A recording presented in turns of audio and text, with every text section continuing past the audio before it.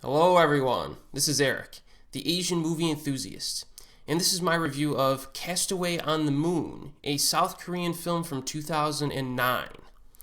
Now the plot goes something like this. A man in massive debt attempts suicide by jumping off of a bridge, but he survives and is washed ashore in uninhabited, tiny island on the Han River. So even though he clearly sees the nearby metropolis across the river, he cannot swim across. He's not a good swimmer. And, even though civilization is right within eyeshot of him. And so he decides to stay on the island for a while. There's nobody there. He could just hang out.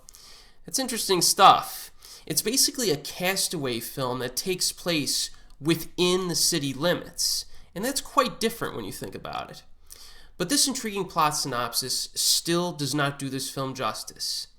Because once the hikikomori shows up, this film reaches huge levels of entertainment value. Now, if you're unfamiliar with hikikomori, it's a Japanese term that describes a severe psychological condition whereby a person shuts themselves into their house and has very minimal contact with other people. So, at this point in my review, you're probably thinking to yourself, what on earth does a hikikomori have to do with some dude who is stranded on an island? My dear friends, that's the reason why this film is so fantastic, and why it demolishes romantic comedy genre conventions. Yes, this is a romantic comedy, if you haven't guessed. Now, full disclosure, that is my genre classification of this film. Other people sometimes consider it a genre bender that blends romance, comedy, and drama together. And the reason for this, I think, is that it's a bit on the artsy side.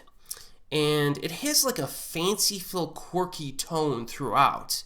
And it also has a heavy emphasis on the psychological conditions of both lead characters. So a lot of people don't really associate those film qualities with romantic comedies, but I do think that the romantic content and the humor is so strong that it justifies that classification. So, but regardless of how you classify this film, it's outstanding. And that includes the performances here. Now, Jae-yeong Jeong is the lead actor, and we've seen him in a bunch of stuff lately. He's been in Confession of Murder, Broken, Our Suni, Moss, The Divine Weapon, Going by the Book, a hidden gem, by the way, and Welcome to Dongmakgol, another hidden gem if you haven't seen it. So this guy's really good, and you can expect a solid performance from him whenever he shows up. In this role specifically, he exhibits a vulnerability as he makes the transition throughout the film from a businessman with all kinds of worldly pressures to a primal survivor who goes back to square one and attempts to find pleasure in life's simplest accomplishments. He gives a very convincing portrayal of his character here. And he's not even the best thing in this movie. No, that would be Ryeo-won Jeong, who is just outstanding in this. And she plays the hikikomori I was talking about. Now, I'm a huge fan of this actress, and it was this movie that made me a fan of hers.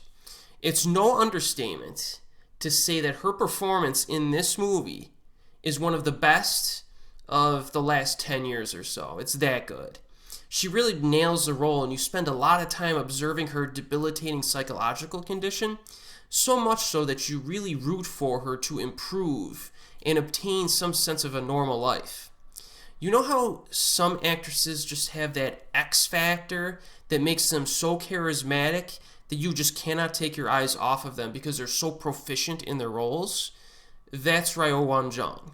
And if you see this film and you want more of her, I would recommend a few of her television series, actually. Most notably, History of a Salaryman and The King of Dramas. Both of those are very entertaining, and she's very good in both of them. Now, I don't want to give too much information regarding Castaway on the Moon in terms of plot. I've given you like the bare bones, but that's all I'm giving you. Because things develop in a fairly unexpected way, and I do not want to ruin that for you.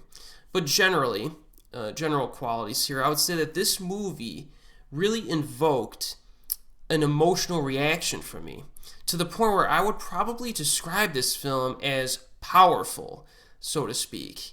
And that says something. But there's still a lot of comedy in this movie.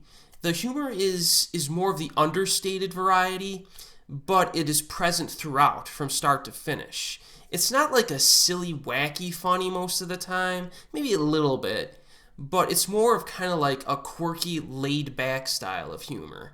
And I think that's why maybe the overall comedy content, maybe people don't realize how much is in it because it's so understated, but it's definitely there.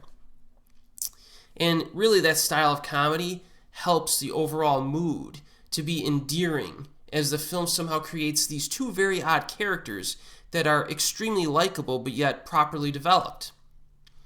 And if you're confused about what the title of the film means, Castaway on the Moon, don't worry, because it makes sense as you watch it. So to sum up, this movie is an expertly crafted, exceptional film that I think is a must-see for everyone. Viewers who even hate romantic comedies still need to see this, because if you watch it and you classify it as such, it can completely change your perception of this genre of film.